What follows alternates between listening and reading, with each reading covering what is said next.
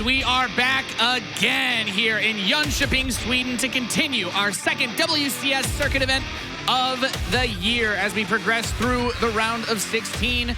The fan favorites so far coming out of this year. We've had one, I would dare say it, an upset with Nerchio being eliminated 3-0 by Petit Drogo.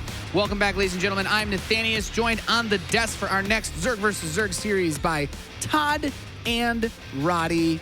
Two Protosses and a washed-up Terran to talk about some ZvZ.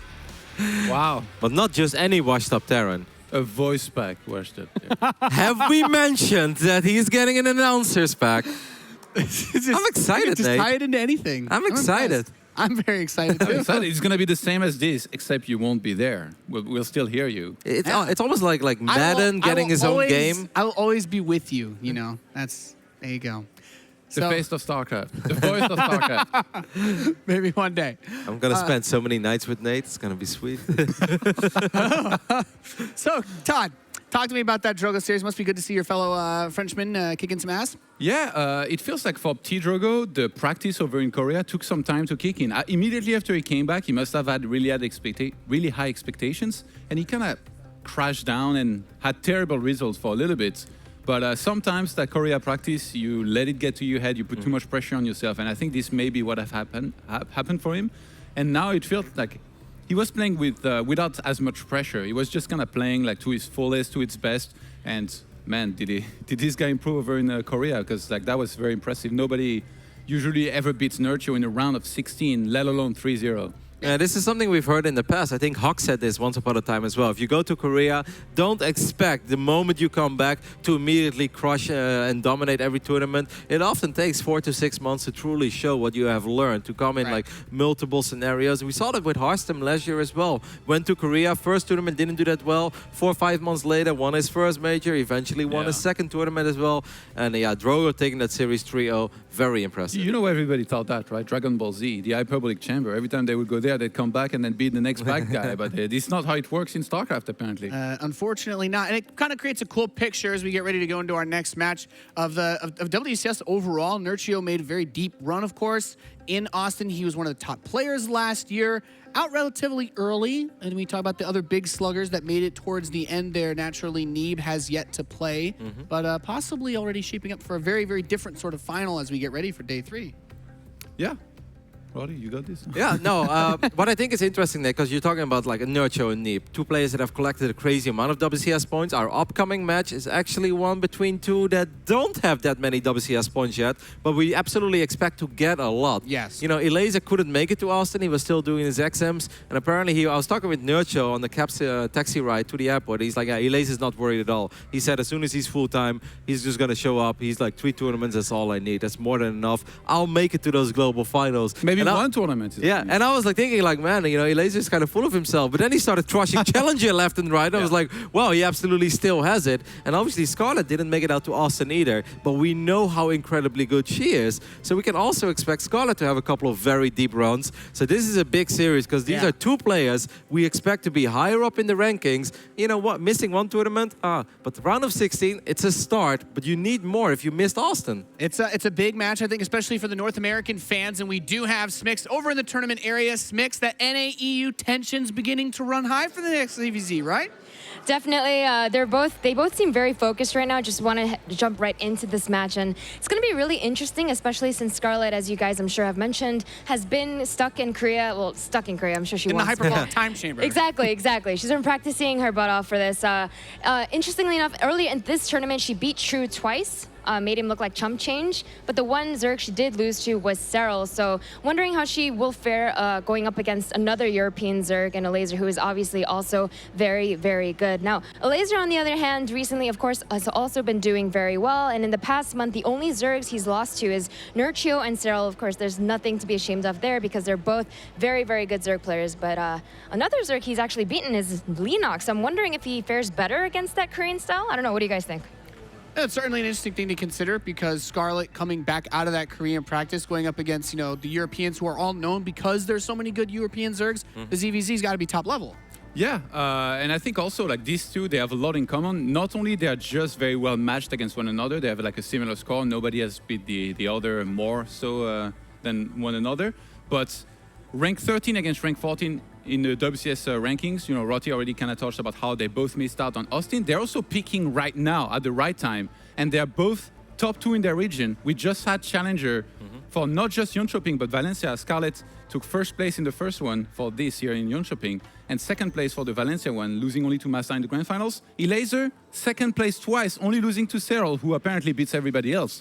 So both of them are top 2 in their region. Yeah. And this is a clash of the titans here. I really feel like if these two weren't meeting there, they could have made it all the way to the grand finals or even met in semis. So this is a big deal. Only one of them will score more points towards those WCS circuit standings. Yeah, I totally agree here with Tolan. This is not building up the series, telling this is the greatest thing ever. No, these are actually just two fantastic Zergs that both had a very realistic shot at least making top 4, but maybe even a final on a good day, on a good performance. Instead, they meet in the round of 16, and I'm sure that both of them feel the pressure a little bit, because this is like, you look at the bracket, and there's like maybe 2 or 3 players for both of them that they didn't want to face immediately, and I think that includes each other. So this is a tough one, Nate. Yeah, I mean, as far as the big Titans go, like, you don't have Neeb on this side of the bracket. Nerchio is out of the picture now. So you think about it as like either one of these players that takes this, the biggest that you're looking at would probably be Cyril, right? One of the scariest players that you go up against. So the hope has to kind of be opening up a little bit, even though we know Cyril's very good.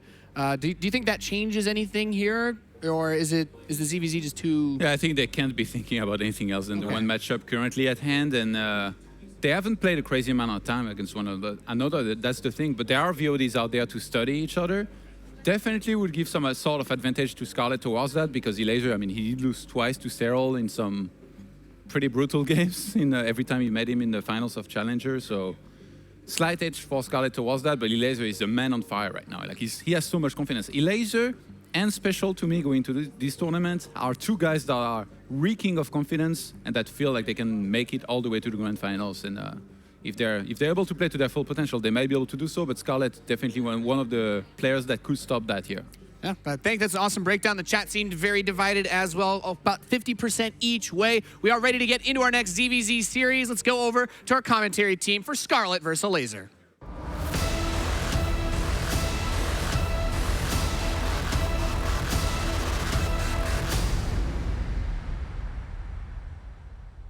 All right. North America versus Europe. Once again, the age-old rivalry. We have the BlizzCon semi-finalists sitting there on the right up against the Canadian champ, Scarlet. Joining me is the Muslim. How are you feeling about this one, mate? I'm feeling really good about this one. And you already brought it up. This is a real clash of Europe versus North America. And I mean, North America has been one of the weaker regions for quite some time. But when it comes to when they have their shining stars, Scarlet has always been one of them. I mean, one of those series against Bomber where she annihilated them, like crazy series, and she's always held the flag high. Anyhow, introducing our first player in the series, spawning as the Red Zerg in the bottom right, we have Scarlet. Looking super focused there. Wants to make a big appearance in this tournament, but standing in her way, hailing from Poland, the BlizzCon semi-finalist from last year, it is Elazer. Also looking incredibly focused, actually. Now, as I was getting into it, Elazer has been one of these new guys that's come onto the scene, and you saw that his prize winnings were upwards of $80,000. Oh, yeah. And that hasn't been since StarCraft 2's beginning. He's a pretty young guy still, and was only just doing exams until this year, I do believe. Yeah, he's very young. He plans on going to Korea very soon, actually.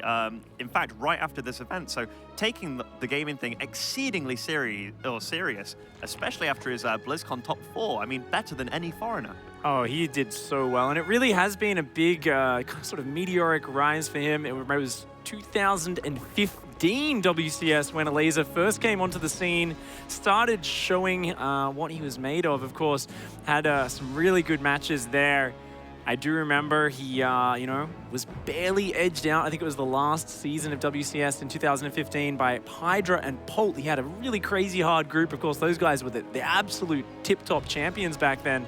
But since then, Elazer has established himself. He's made a lot of top 8 performances, a couple of semi-finals, including that BlizzCon. However, still looking for that big championship under his title. He hasn't been able to secure a big tournament win just yet, but he has been doing very, very well. In this game, it looks like Elazer's opened up with a very fast gas into pool and a fast Baneling Nest to follow that up. It's going to be curious to see if he builds any more drones or if he's just going to go Zerglings from here, and he's hiding these Zerglings on the edges of the map. I think he's going to go for a big Ling Bane timing off just 17 workers. This is not an all-in, but it needs to do a lot of damage, Ben. What an aggro way to start off the series, but I love it. I mean, you want to set the tempo and you want to show that you're confident and you're serious about going into a series such as this. And relatively speaking, these two players are very, very even when it comes to their MMR ratios and who you'd really stack them up against. But here, what's he planning to do with these Lings? And look at Scarlett. She hasn't seen it just yet. She's finally going to get some warning, but she had the flower of Zerglings. She scouted the entire map. She feels completely safe. She's doing nothing but droning right now. Only now does the hand start to get shown. Those Zerglings moving up to morph Banelings, and here we go. Elazer shows what he's made of. He's morphing 4 Banelings on the front. He's going for broke. He is down 8 workers already. He needs to do a lot of damage right here. Scarlett is taking this very seriously. She's making spine crawlers. She's got the queens wedged in there next to the Baneling Nest. She needs to hang on right here. And yes, Elazer's running in with a lot of Lings, gets up to the top of the ramp, so he sees the Banelings morphing. He has to be quick to react. Ooh. A pretty decent detonation to start off a fight from Scarlett. So defense-wise, she's holding on pretty darn well and seemingly doesn't really take any economic damage whatsoever. Rock solid there from Scarlett. Those 3 queens all pulled to the front. She dropped a spine crawler instantly. Such safe play from Scarlett, and she just blocks that without even breaking a sweat. Has that small worker lead and is just looking very comfortable off these openings. Elazer going a little bit aggressive. I love that, but Scarlett just too good so far. And this doesn't mean Elazer's going to lose this game. No. If we look at the drone count, it's literally like 3 or 4 drones in the mix. Yes, production-wise, Scarlett is ahead. She's even starting her lair very, very early here with double gas rather than, in fact, is that quadruple gas going down? Ooh. What does this mean for Scarlett? I think we might be seeing some Mutalisks, Ben. I mean, Scarlett, I love watching her Zerg vs. Zerg because she is one of these Zergs who isn't just going to do that. I'm just going to make roaches with upgrades every game. She loves to mix in upgraded Zerglings, Mutalisks. I'm not sure if she's one to even mix in Swarmos after the Mutas, but she's definitely one to go like really heavy on the Muta count. She's not afraid to play these different styles. This Scout, though, from Elazer, very important. Sees no Roach Horn, a lot of gases, and a fast lair. He should know what he's going up against. Do you know what always makes Scarlett beautiful to watch? It's the fact that we very rarely see her practice in Europe or North America. And she always comes in with this very intricate, delicate style, but micros it so perfectly. And she is one of the true Mutalist players of our time that just knows exactly how to use them and never loses a Muta. But here, we'll get to see if this Zerglin gets to spot this spy. It has a real dream. Wow, it ran away? I think Elazer's got a pretty good idea of what he's going up against. There we go. The confirmation is always nice, though. You want to make sure it's not a Nidus Worm or something crazy, but Elazer does know what's going on. He sees the delayed third there coming down for Scarlet, and he's just going to be droning very hard, but look at that worker differential, Ben. We're looking at a nice advantage for Scarlet, and when you've got the air superiority, you've got the Mutas out, you get to kill all the Overlords on the map, you get to push your opponent's vision back, and you get to make it very hard for them to scout your follow-up. It looks like it is just going to be a Roach follow-up for her, but it's going to be very hard for Elazer to sniff that out. He's got to be wondering, is it heavy Mutas? Is it going to Hive? What's the transition? Well, obviously with Mutas, right, you can't win with just pure Muta in this matchup unless you catch your opponent totally off guard, which can no longer happen. So she's going to use Mutas for the map control, trying to kill Overlords here, there, and everywhere, and just limit her opponent while she drones up frantically. Advantages for Elazer, though. So he's got a slight upgrade lead. His third was slightly earlier, but economically he's behind. So how does he plan on catching up in this series? This is kind of okay. Super all in. I think we're seeing the plan. That's a great thing to bring to our attention, Ben, because he's got Overlord speed on the way and already building Hydras. It's going to be just a +1 range Roach Hydra all in with an Overlord creep highway across the map. But this is going to be so awkward to get going because her Mutalisks are already popping, and she's going to be able to push these first few Overlords away before there's enough Hydralisks out on the map. And Scarlet behind this already massing up Roaches. Elazer, I mean, he's starting to drone now. I think he's realizing this isn't going to work, but he's just so far down in that economy. I got to say, after that early attack failed and then Scarlet followed it up very greedily, I think she's just in a fantastic position, and Elazer's going to need to dig deep. It's not as if she hasn't sniffed this out, though. Seeing that third base with so few drones on it. Elazer just didn't spread them out at all. And her army supply is still ahead of Elazer's. Is that a 5th gas for Elazer? Oh, we got... Could possibly be. I guess Hydra production, you know, Hydras are very gas intensive, but only now starting Roach Speed. This is very tough. Elazer trying to zone out the damage of the Hydras. Can't afford a lot of Spore Crawlers. Good control from Scarlet. Almost gets a Hydra, does get a drone, and gets all of those Mutalisks out alive. They will, of course, regenerate But that's very not a quickly. small amount of Roaches, and we see the Roaches are consistently being produced by Scarlet. So she knows the threat's imminent. She knows it's real. Even confident enough to take a gold base. Maybe that advantage that she had from earlier on, she's just kept on piling down. These Mutas, though, still doesn't lose one yet. She sees the move out. She's sending Banelings into the 3rd base at the same time. There's no drones there, unfortunately, for her to catch, but she's just massing Roaches at home. She might make some Ravages as well, and she's going to be looking for that defense on the front. She's been investing in so many Roaches. Honestly, I can't see her being overwhelmed. This push from Elazer, it just looks paltry. Look at this army, Ben. It's like a couple of Roaches and Hydras against this absolute horde of Roaches from Scarlet. I hate to discredit players or kind of fault them or something, but this attack just seems so late for what he was going for. You let your opponent drone up on 3 bases, then you choose to wait for quite a few minutes, then attack. Look, this is the very one-sided fight. Scarlet's just plummeting into Elazer, and GG, a very swift victory on the first map. I'm very glad to see Elazer on that camera, not looking down and defeated. Yeah. It almost looks like he's taken that in his stride, which goes to say a lot. He probably knows, hey, I tried a funny opening, didn't work out for me, and hey, I tried a funny follow-up, that also didn't work out. Let's get on with the rest of this series. That's the attitude you got to have. Of course, Scarlet looking quite happy and relieved with that. Talking to Bly there, she's got the advice coming from the Ukrainian Zerg versus Zerg specialist. But, I mean, really, this is just one of those things. Elazer, he went for that push early on. Quite a clear-cut defense from Scarlet. She just was so ready when that Overlord spotted those Zerglings coming in. The Banelings, the Spine Crawler was almost done. The Queen's there focused down the Banelings. Elazer just got no damage done, and he was behind from that point on. Scarlet, if there's one player who never gives up an edge when she gets ahead, it is going to be Scarlet you're talking about. She is the player. If you let her get up, she's going to go to that next step of the game. She's going to rush to that tech. She's going to get to that edge well before you can deal with it, and it's very uncomfortable playing against her if you let her get ahead of you. So I think Elazer knows that situation. Scarlet's too good to kind of let that one slip away. He goes for a bit of a weird all-in, gets shut down. He can just dismiss that and say, okay, took a bit of a gamble, didn't work out. Let's move into the next game with a fresh mindset. Do you know there's a few things that Scarlet did beautifully that almost seem very standard nowadays, such as the Baneling nest being 1 pixel away from the hatchery, so you can put a queen in it, but she put 2 queens in it, both with Transfuse NG available or building a spine very close. Then also immediately putting Zerglings at the top of the ramp to morph in Banelings, but against the wall as well, meaning that even if Lings did run up there to try and get a quick wraparound, they wouldn't have been able to, given that they were against a cliff's edge. So she did a few very, very cute, precise things that all of these things add up. And just a beautifully stellar defense by Scarlet. And not for one moment did she look phased at all. I don't believe she even lost a drone against that, and that did look scary for quite some time. Yeah, I think it really is about those details in Zerg vs. Zerg. Sometimes people will say, oh, you know, it's a bit of a coin flip or something like that. Just make more roaches. No, just play like a god. It's like, yeah, well, have no idea an attack's coming, see it with 20 seconds of warning, have a flawless defense and lose nothing with just a couple of queens and Zerglings. I mean, it's so beautiful. Like, I really can't emphasize enough. The fact is, she didn't think about that. She knows from instinct and from hours and hours, days and days of consistent practice. She plays against a lot of the best Koreans in the world daily. And the fact that she just knew what to do, and within the blink of an eye, everything was perfectly set up.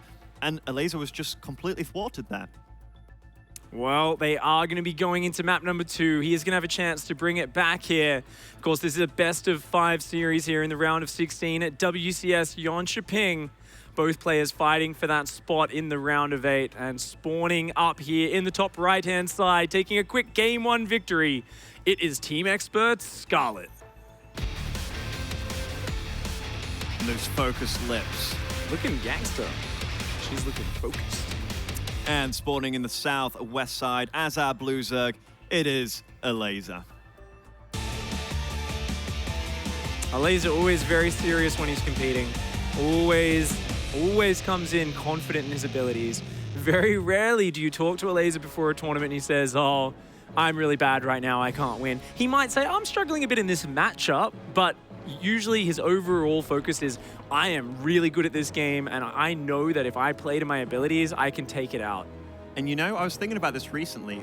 In StarCraft 2, there's almost no such thing as overconfidence among the top players, because it's all about being decisive, right? If you're not confident in yourself and you're kind of second-guessing, it just slows down the ultimate decision that you're coming to. Exactly. Sometimes you're given the choice of 5 things to do. Maybe one is a little tiny bit better than the other 4 things, but as long as you go forth with one of these decisions that you make, it's better than messing around and not picking one at all. So this idea of Elazer becoming very, very confident, and as the desk talked about earlier, this guy, he talked about, hey, I can still make the global finals kind of thing, and he made BlizzCon top 4 last year. Oh, yeah. He can really live up to what he's saying and what he's thinking. Now, this is a massive map. What do you think about Scarlett's decision here to go for this very quick 3 hatch? It's cool. We actually saw Serral do this earlier as well. I've been seeing it a little bit on the ladder. And yeah, you said it there, Ben, basically summed up. It's a really long map. It takes you forever to see what's going on. And a lot of players are just taking a little bit of a risk here by going for this very quick hatchery opening. Now, I have seen Scarlet and a few other players go for this, get surprised by a 13-12, and because you're not going gas, you basically need to defend with just slow Zerglings, Queens, and Spine Crawlers. And I have seen very occasionally they hold on, most of the time they lose. So it is a pretty big gamble here from Scarlet. Luckily for her, Elazer going for the much more standard hatch gas pool opening. However, Elazer himself has completely pulled off gas mining, only got a single guy mining gas, and he's just going to go for a very quick 3rd hatch. So both players playing very economically, but we're going to see Elazer with the mobility of Zergling speed up against just straight into Roach Tech, no Zergling speed, no Zerglings will be used by Scarlet this game. And also, we have to talk about these bases. Now, the one that Scarlet took, yes, it's much safer, given that there's only one path into all 3 of those bases until you kill the rocks, but there's only 6 mineral fields available and 1 gas on this base. So if this game goes on, let's say up until 50 drones, you could technically say Scarlet's ahead, purely because she took the hatchery a little bit earlier. But also it doesn't really make that much of a difference in terms of the extra drones. But once it gets onto like 60 to 66 drones, you could say that Elazer's choice of taking this base, and also he's got the safe one to take later if needs be. But there's more gas available, more mineral fields available on the one that he's currently taken. Exactly, and that can definitely kick in if we get to that stage where people are going for Mutalisks or Hydralisks, something higher up that tech tree. Right now, a lot of Speedlings are in that production tab though, Ben. Elazer going to be going for a big pressure here. I'm pretty sure he's going to be droning behind it. Remember, he doesn't have any Baneling Nest or anything. The wall goes down for Scarlet. She's got a Queen plugging that. Luckily for her, she did put down a safety Spine Crawler. She's taking this very seriously. She has a 4th Queen on the way. She doesn't have a Transfuse ready yet, and there's quite a bit of surface area on that Queen though. Oh, is that Queen? Oh, beautifully positioned, this Queen. And still taking this very seriously. The Lings do run right on it, though. Oh, this is great for Elazer. Gets a 2nd Queen, and now she's forced to build slow Zergling. Scarlet, this is not the way she wanted things to go. Elazer finding the damage. He's even going to get 1 more Queen. No, good pullback. Realizes he doesn't want to just throw these Zerglings away. He wants to waste more mining time, pick off more drones.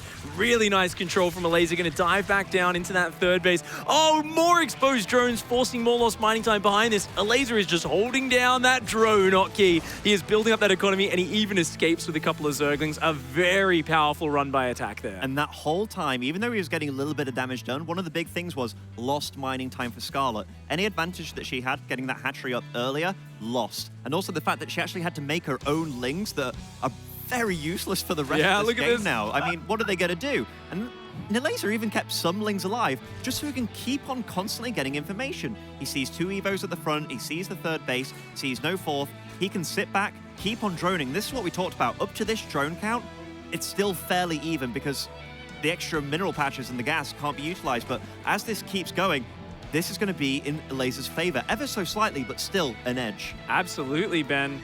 And Elazer is edging ahead there. 5 worker lead. Scarlet is going for the double upgrades, so she's going to be trying to get those better upgrades on those units. These slow Zerglings trying to take a decent trade. They're actually not doing too bad considering they didn't have the speed finished. But for now, Scarlet, she's kind of pinned back a little bit. She doesn't have a lot of information. And how do you feel about this Spire? I mean, we talked about it being such a huge map, and map control is something that you can't always get on a map of this size, but Mutalisks are certainly going to help. Oh, I mean, anything with mobility is good on a big map, and when it flies as well, it's a great choice. You pointed it out, Ben. He's got that 6th gas geyser. He's even got a 4th base on the way. Elazer going for Mutas here is a perfect choice. He's got the Roach upgrades behind it. He can definitely follow that up with a big Roach timing, but just getting out a few Mutalisks says, hey, guess what, Scarlet? You want to push me with Roach Ravager? These lings. Oh. Oh, I mean, that was like, they saw it in the distance on the horizon. They kind of let it go down, but I mean, a little bit of a misplay, but maybe it had turned into an extractor anyway and stayed alive and just delayed that hatchery a little bit. Oh, it would have been maximum tilt, though, I think, Ben. Oh, certainly.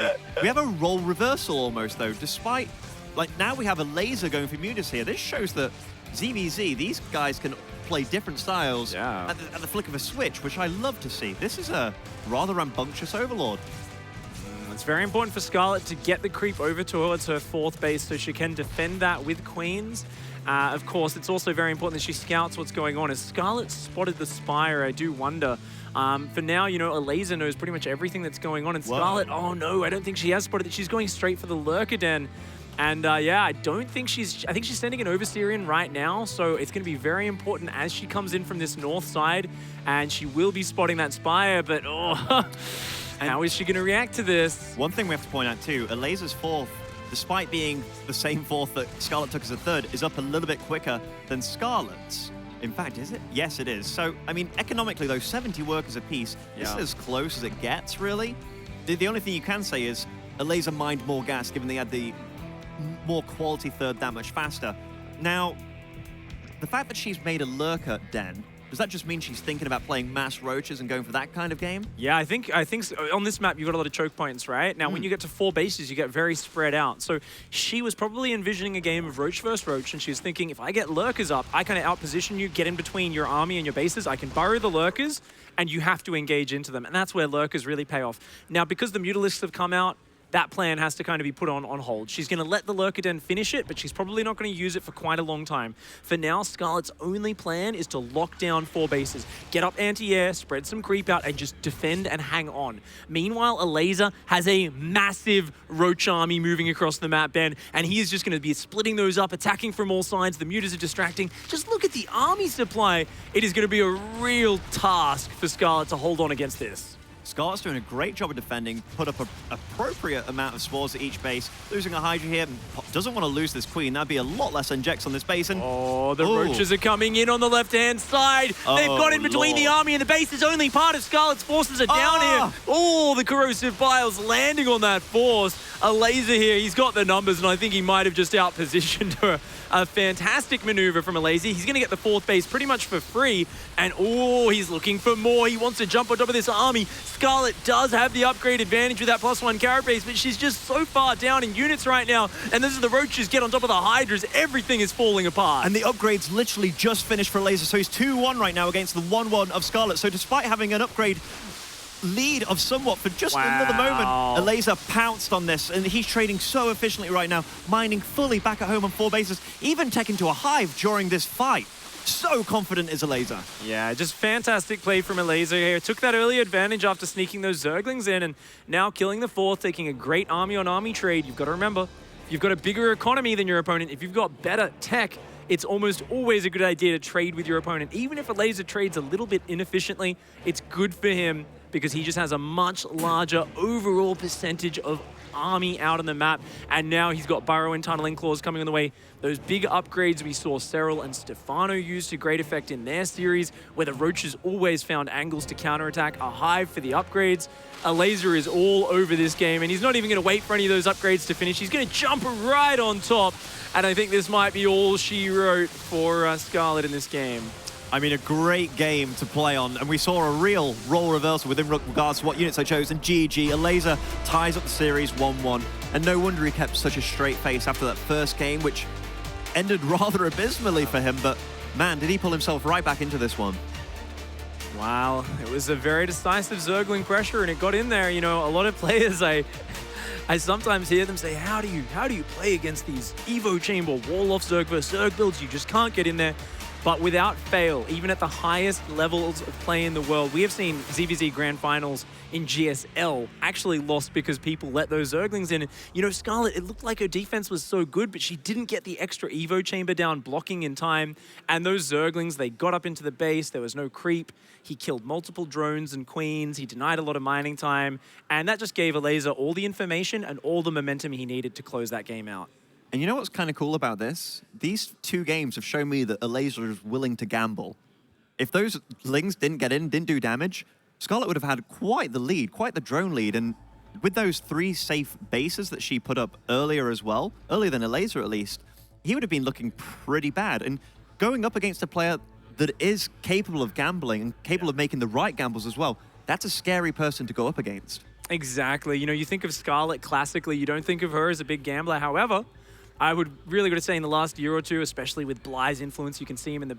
Oh, is he in the background? I don't know. He was there before. Well, he turned very blonde all of a sudden. Yeah. I'm like, I think that's Bly. No, he's turned blonde. I think he might be sitting right behind her. But especially with Bly and her talking a lot of strategy, Scarlet really has embraced the poker element of StarCraft in terms of how powerful it is to throw out those aggressive builds. And it's going to be interesting to see what she can do in this next map.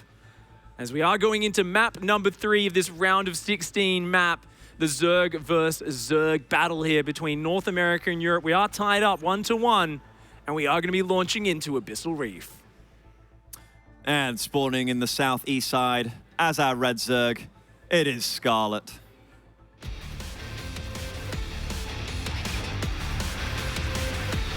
Been enjoying her time in Korea. Eating a lot of food there, according to a nice interview on Team Liquid I was reading the other day. And her opponent spawning up here in the top left-hand side, not afraid to gamble a little bit. Representing Poland, it is Elazer. And Pig, what we saw on that screen right there, I'd love you to break this down for us. I think you're more than capable of breaking this one down, Ben. I think that was a 13 gas and a 12 spawning pool. A very popular, aggressive build in this matchup. Now, depending on what he does with a follow-up, it can vary a little bit, but he's going to be getting out Speedlings and Speedlings very quickly. Now, Zergs can choose to fully all in after this by adding like a Baneling nest and going full ham, like still mining gas, or they can just choose to take their foot off the pedal a little bit and see what damage they can do with the initial Lings. Definitely one which Scarlet prefers is to pull off the gas after the Zergling speed, get the expansion behind it. It's a lot less all in. I really think Elazer's more of the kind to just go pedal to the metal and just keep on mining gas, but even as I say that, he pulls off gas. So he's going to be doing the Scarlet version. So this is just all about denying your opponent's base, but not just that, you also need to kill a bunch of workers because this is a massive commitment. Scarlet already up 4 workers. She's gone for the very typical hatch gas pool. And yeah, this is just going to be a huge Zergling attack. Now, interestingly, I think Elazer is actually just pooling all of his Zerglings. I think he's just saying, I don't want there to be any risk of these Zerglings being spotted. And to be honest, I find this a little bit odd because you can very easily hide these somewhere in a corner of the map. And then when you show your hand leaving your base, you can, okay, yeah, he's going to go hide them. All right, cool.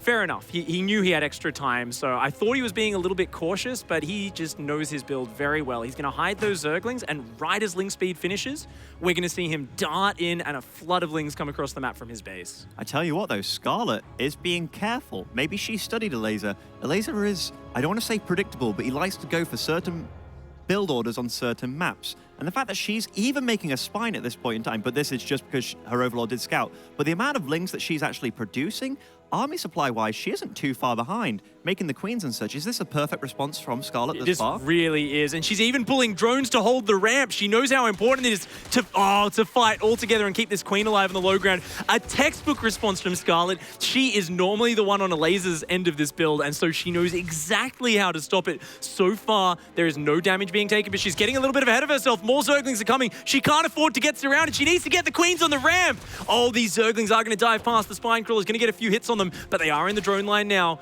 Good mineral walk from Scarlet. She still hasn't lost any drones, Ben.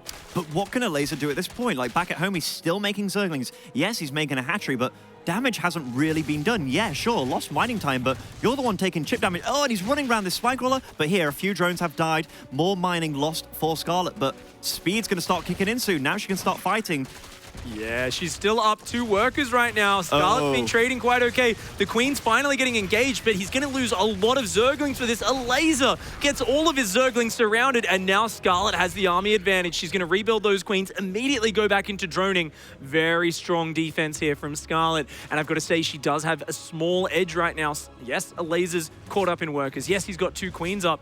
But actually, Scarlet, I guess she kind of needs to get something more done. She doesn't have any Queens. Look at this positioning. Elazer just holding that ramp. She wants to force her way up there. Finally breaks through. She's going to get the surround on the Queen. This is the damage she was looking for. Scarlet going to find the exposed drones to the natural mineral line. Elazer not quite prepared for this counterattack, Ben. No, not at all. And Scarlet's defense was stellar, and her counterattack just as good. Eliminating drones left, right, and center. The Queen falls. Supply is 34 to 21 in Scarlet's favor, and still hunting him down. Back at home, though, her drone count almost doubling that of Elazer's. This was just textbook defense, a beautiful counterattack. I love the way she forced her way past that Queen and those Zerglings. She was very specifically controlling her Zerglings, constantly trying to move behind the Queen and the Zerglings on the ramp, because if Elazer could have held that choke point, he would have been okay. But as soon as she got her numbers into the open, where she could isolate and surround Zerglings and Queens as they popped out, that's where everything went terribly wrong for Elazer. And now you can see it's just spiraling out of control. She's taken that edge. She's got a massive economy lead. She's got her own Baneling Nest and extra Queens coming out behind this. Great play from Scarlet. An action-packed series so far. Some very brutal games. They don't call it a knife fight in a phone booth for nothing, Ben. No, they certainly do not, Pig. One of the things in this series, though, that we have noted, and we have to keep noting, Scarlet's reactions and knowing what to do when under pressure has been supreme, and GG is called. Scarlet takes a 2-1 lead in this best-of-5 series. There was one mistake, obviously, in Game 2 where the Queen died in the wall. Yeah. And obviously an extra evolution chamber could have been made, but how much more can Elazer afford to gamble against a player that so far is reacting perfectly to the mistakes that he's trying to force upon her? Like, they're just not really happening. Exactly. I'm with you there, Ben. And I got to say, definitely that build order, it's very powerful. It can work very well, what Elazer pulled out there. But Scarlet, she had experience with it. She knew exactly what to do. So, guys, we are going to take a very quick break and go over to the boys on the desk and let them break down this series.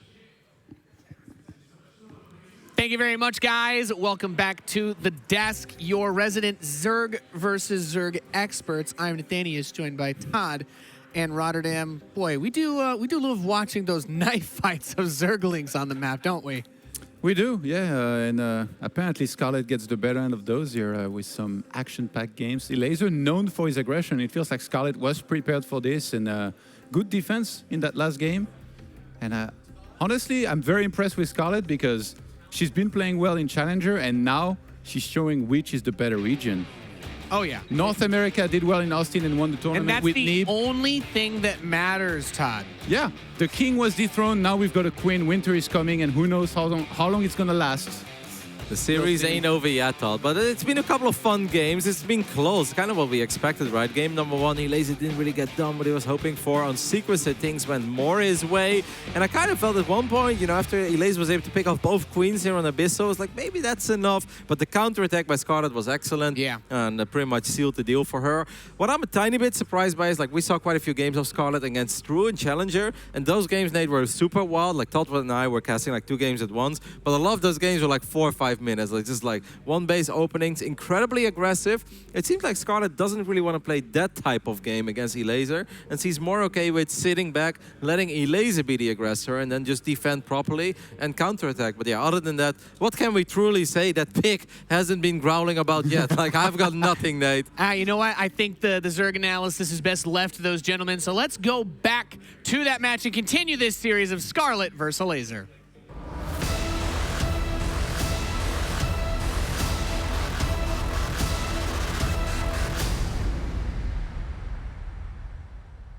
Thank you guys for your keen insights here on this Zerg vs. Zerg series. We are going to be going into the next map very soon. It is that NA versus EU rivalry, but not just that. We've got rank 13 versus rank 14 in the WCS point standings here. This is a very important match to see who can start edging closer towards that top 8 for that BlizzCon spot that they all want so badly. Yeah, and just to talk about where these players stand as well, in a lot of people's minds that have been playing in Europe, Elazer is highly regarded as a top 3 placer here. Big, big favorite in a lot of the players' eyes.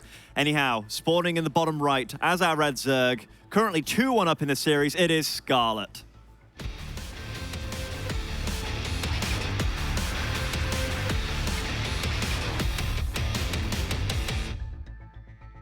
Facing off up against her, playing as the young Polish blue Zerg here in the top left-hand side of Blood Boil, it is Elazer. Something very silly confused me upon announcing that. Scarlet's guild tag is Elazer itself. Yes. Like, what a mind game to play on your opponent. In fact, are they both part of it? They're both part of Clan Elazer. That's great. Now, a map like Blood Boil, you have 2 potential naturals to take, one with a gas, one with 2 extra mineral patches, and even potentially, if you were truly a crazy, crazy person, a gold base. Now, there could be a lot of variety, but one thing that I don't think we will see, which we don't currently, is a lot of one-base aggression on this map, given that you can hold your main base with just a single ramp. And if you went up against a player that went for a hatch first in the back, in the safe expansion, you're dead with that build. So this is probably going to be one of the really, really macro-oriented games that we will see in this series. Spot on, Ben. I have to agree with everything you've said there. And it's interesting, though, to see now the effect of the build orders that they've been using and the styles they've been showing psychologically on each other and how they're choosing to react. We're seeing Scarlett has said, okay, Elazer, you're a little bit wild. You're playing very aggressive. I'm going to take a pool first opening here, and I'm going to expand in my back base. I'm going to play exceptionally safe and just lock everything down. Meanwhile, Elazer playing a little bit more of a generic hatch gas pool, taking the front expansion. So definitely looking like Scarlet is in a bit more of a defensive, let's just make sure I don't lose stance, whilst Elazer is kind of just going between standard opening, hyper-aggressive, standard opening, hyper-aggressive. He's playing a much more free style right now. However, Scarlet, she is the one who is 1 game away from going up to that next stage, so definitely she can afford to lose a game. Elazer, if he drops this map, he is out. There's so many things that go into this mentally too, right? It's like, okay, I'm 1 game ahead, I can play safer this game, because I don't want to lose to any kind of crap that you're throwing my way and just lose and throw and tie up the series. Also, the fact that Elazer has been telling a story this series, I'm going to keep on being aggressive, shamelessly so.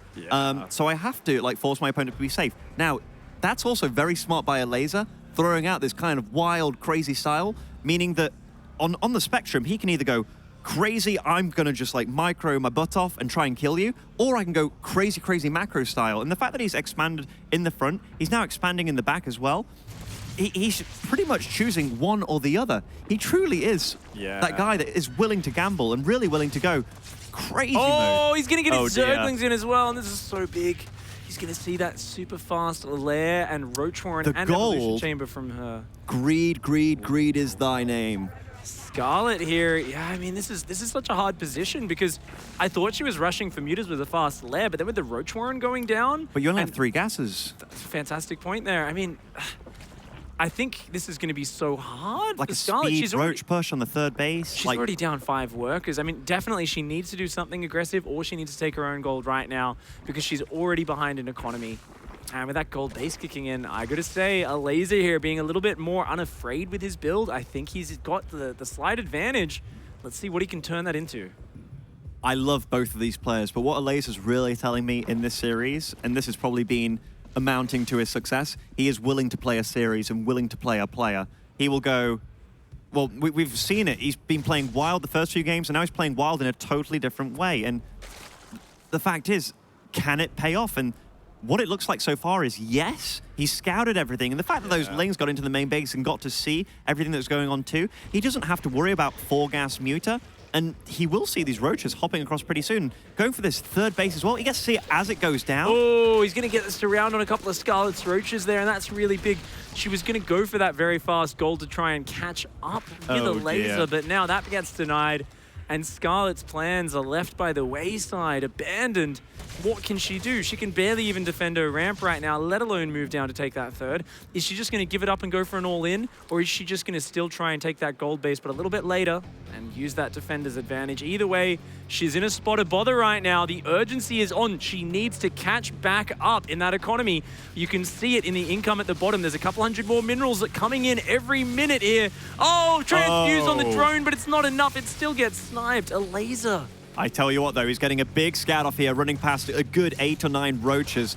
But if we look at the production tab, what is Elazer making? He's reacting perfectly. He got a full scout off all through the bases, gets to see everything that's going down. He has an Overlord, I believe, sat at the 3rd base with the gold as well. Sees when that goes down, 20 supply lead, and he's been mining off a gold base, the healthiest gold base in the game. This is not looking good for Scarlet. Not at all. Elazer's showing he's a little bit more comfortable here on this map. You know, Scarlet was saying in the in-game chat before we started that she wasn't too happy with this map, making a couple of sarcastic She complimented the map. She complimented it. I'm not sure how serious her compliment was, but I think there might have been a little bit of venom in that comment.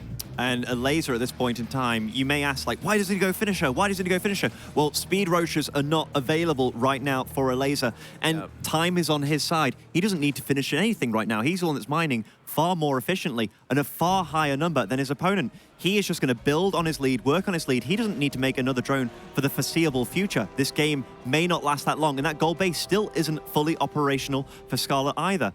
Elazer, though, he's choosing to move out now, and he does have a 30 supply advantage as is. That is massive. That is all in roaches right now. A massive roach lead, 33 to 17. That is double the roach count. Elazer, though, playing very carefully, is going to back off. I feel like if he attacked right there was no way for Scarlet to keep up. The thing is, if he pulls back, I think he needs to hit with the roach speed because he hasn't started +2. Scarlet's got 2-1 on the way, and Elazer's neglecting his upgrades a little bit. So if he does give her a few minutes, she can get back in this game, but it's going to be some real heroic effort to stop this roach push. I don't know how she can stop that army, Ben. Elazer's macro has just been out of control this game, and I think Scarlet knows it. I don't think she's even going to move down to defend that gold base when she sees how many roaches there are there. One of the really gnarly things for Scarlet as well, she's supply capped right now, but she has to make a good 5 overlords to even keep up with Elazer. And Elazer, he's pouncing. He's pouncing hard. Massive army from Elazer. The corrosive vials from Scarlet desperately trying to hang on. She's trying to launch more, forcing Elazer to micro out of those rather than attacking the whole time, but she's already had to evacuate the gold base. Her roach count is dwindling right now. The Ravage is starting to get focused down there. Elazer is just pushing her out of blood boil here with this fantastic gold-based roach push. Elazer takes it and ties the series up 2-2. Really, really solid play by Elazer. Most of these games have kind of been decided by what happens in the first few minutes, just based on what decisions both these players choose to make and how they choose to react. And Elazer's true strength has been his willingness to just go with it, to go with the flow. Scarlet, how is she going to control this beast that is Elazer that's just throwing strategy after wild strategy at her? Like, she obviously knows that she's very comfortable and knows how to react accordingly. But how do you react to a man that you don't know what's going to do? He is unpredictability personified. Yeah, absolutely. This is definitely getting to that point where it is down to the wire. This next game will decide who progresses to the round of 8, who gets those tasty WCS points, that nice prize pool. On one map. One map. And Thankfully, both these players have the potential to go further. And now it's down to a best of 1 in a ZvZ series. Thankfully, it's not Defender's Landing. We've got Ascension to Ire up, so not going to see something which is going to end too fast, I hope. And this is as intense as I wanted it to be. This is an absolute premier player from North America against an equal, if not better, ability player from Europe. In fact, there's barely anything in it. There's players in this tournament that are scared of both of these players. Either one of them going out is a huge loss to the tournament, but also the one that goes through, man, such talent in this matchup. Yeah, this is not the match that either of these players wanted in the round of 16. This is much more like a semi-finals or a round of 8 match, but they are going to have to fight it nonetheless, and here it will come down to this final map to see who will be victorious. Up here in the top left-hand side of Ascension to Ire, representing Team Expert, it is Scarlet.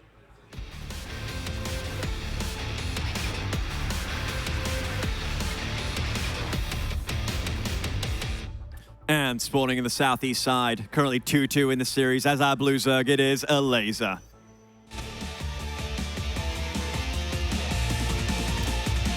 He looks so cool and calculated.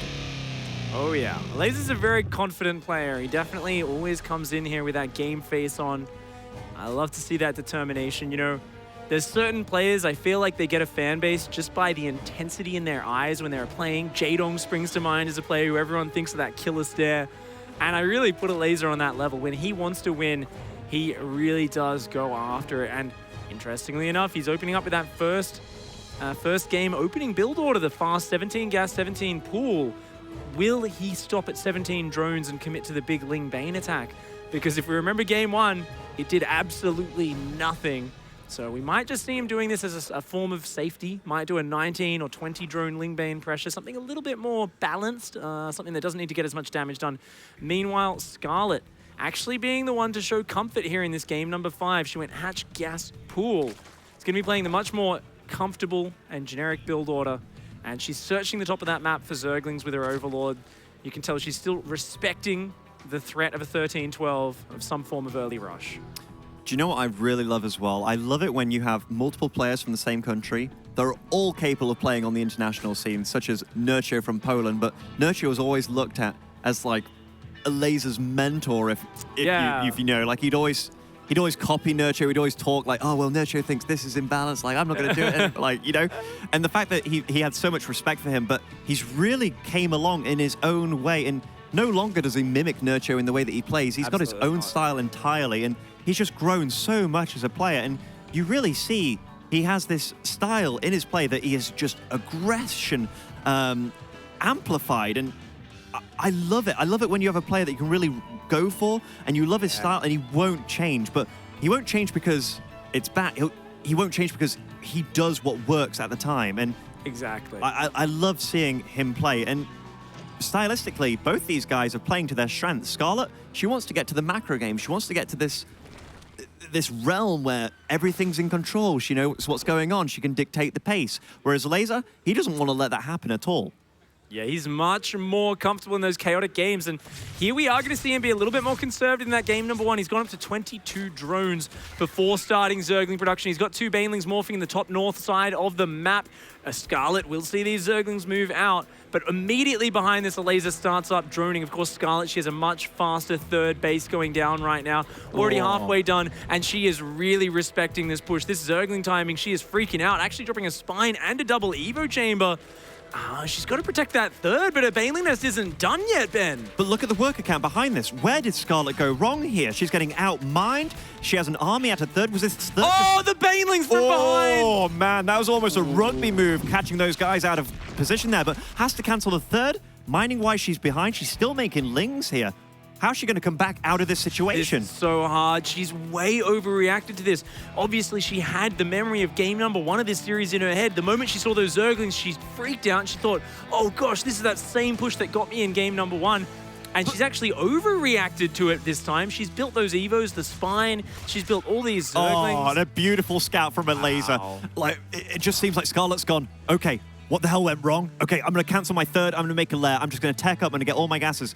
And she has to drone up. And she has to drone up. If this doesn't deal damage right now, this counterattack, and again, oh, she's so indecisive. Making gas, canceling gas. Yeah. It really feels like Elazer's constant pressure and his ability to just kind of throw Scarlett off is working this game. Oh, actually, though, not many Banelings here on the defense for Elazer. Oh, there we go. A few more Banelings are coming in. He needs to keep this third alive, or else his advantage will disappear Baneling just ran full on into that hatchery right there. Oh, she's trying to surround the Zerglings. She's going to get him. Does get a few pretty good hits there on the Zerglings. Does keep her hatchery alive for now. Or Elazer, sorry, keeps his hatchery alive. Scarlett doesn't get the damage done that she needed right there. She's still down 5 workers, and she's actually cancelled the idea of going for Mutalisk Tech. She's just swapping back into Roaches. And here we go, more and more skirmishes. Both players looking for those edges. Scarlett is rebuilding her third base right now. She's trying to catch up. She needs to keep Elazer preoccupied so that he can't use that third base advantage. But Elazer, he's just saying, nah, I'm not even interested in droning. I am just going to mass Roaches out now. And I think he might just launch a huge Roachling Bane attack across this map. And this is extremely ballsy by Elazer. 78 supply against 53, so he is ahead. But those Roaches will take a long time to get across the map. And does he have speed even started at this point in time? I don't believe so. No lair at all from Elazer. Yeah, he's foregone the upgrades entirely. He doesn't want this game to go on. And here, Scarlett's Overlord got to scout that expansion of Elazer. Whether she saw the drone count or not, I don't know. But given that her production tab massing Roaches at this point in time, she has to survive. Ooh, nice transfuse on the spine there. Scarlet hanging on here, having a little bit of an anchor to her defense. She has spotted the roaches coming across the map. She's got her own +1 in roach speed on the way. If that finishes up, she'll have a good advantage. She actually might even be able to give up this third base. She just needs to wait for a few more roaches to come out. Right now, she is way down in that army supply. A massive Zergling's coming in behind these roaches and ravages for Elazer, but he's engaging with just a few units at a time right now. He needs to group up, and there we go. That's the big roach army he was looking for. Elazer looking to close out this series with a very aggressive push. It's non-stop unit production behind this. And do you see this? The banelings that we use to counter the Lings. The Lings are now on their way. Only Lings being made by Elazer right now. He's actually turning his low health roaches into Ravagers to heal them back up and turn them into aggressive units. And he's annihilating Scarlet's forces here, surrounding them. More Lings in the fray, even getting Burrow at this crazy intense time. I don't know what for. Wow. Biles all over the production of Scarlet. I think he's got her here. Yeah, Elazer here just so decisive, just putting the pressure on Scarlet at every turn. And here in this final game, doing so much damage with his first Ling Bane pressure. Scarlet overreacting a little bit, not able to hang on against the Roach follow-up. Elazer closes it out 3-2, and he will be progressing to the round of 8. Strikes 1 on the board there for Europe in the EU vs NA rivalry. Scarlet, unfortunately, not quite able to hang on in that series. It was so close, so back and forth. But in the end, Elazer does triumph. Europe prevails. Just wanted to throw that in there, but no. Solid series by them both. And we got to see real character strengths from both of them, but also possibly character flaws. But it was really uncharacteristic of Scarlet in that last game. She was a little undecisive. She didn't really know what her next move was going to be. And I think that's really because of how Elazer played the series. Confidence is key. Let's hear from Elazer himself right now over there with Sue. Thank you very much, guys. Congratulations, Elazer. It was a close 3-2 series, but you are moving forward. It's been a while since we last saw you, around 4 months since Katowice. So how have you been doing since then? Well, I was finishing my high school, so yeah. Recently, I finished it and I practiced way more, so you will see me way more, I think.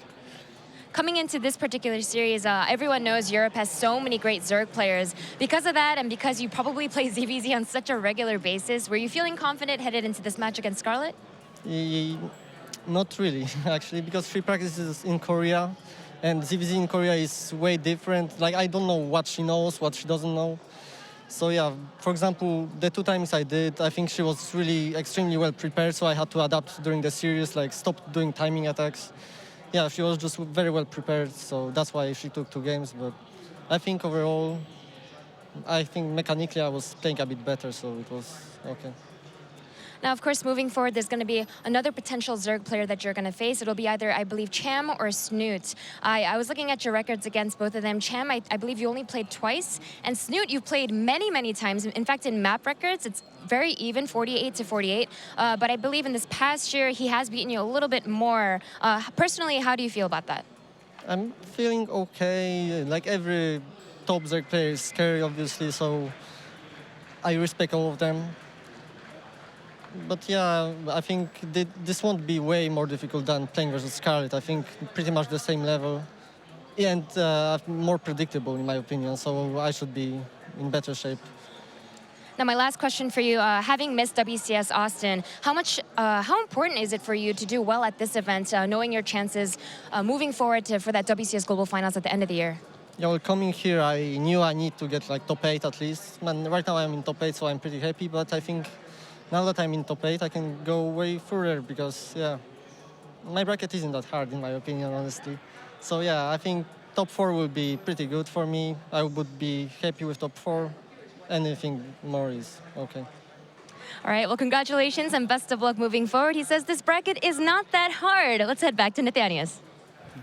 Thank you very much, Smix. Elazer taking an electric series against Scarlet. Very back and forth all the way to Game 5. The early aggression, those timing attacks he was talking about, and the big pushes. Roddy, he was able to move forward. He gets that top 8, And even though he missed Austin, well, he's still in a good spot looking at the year of WCS. Yeah, absolutely. Really impressive performance, especially that 5th game. It felt like he was just doing everything right. He had the right amount of links, good control on the few banelings he had as well, and obviously getting the cancel on the hatchery early on. I mean, they both play ZvZ at such a high level that getting that kind of advantage in the early stage of the game is not over, but it's very unlikely that Elazer will make a massive slip-up and somehow let Scarlett back into the game. And, you know, Scarlett really didn't do much wrong after she lost the hatch, but that was pretty much the one mistake he made, and Elazer just capitalized on that advantage.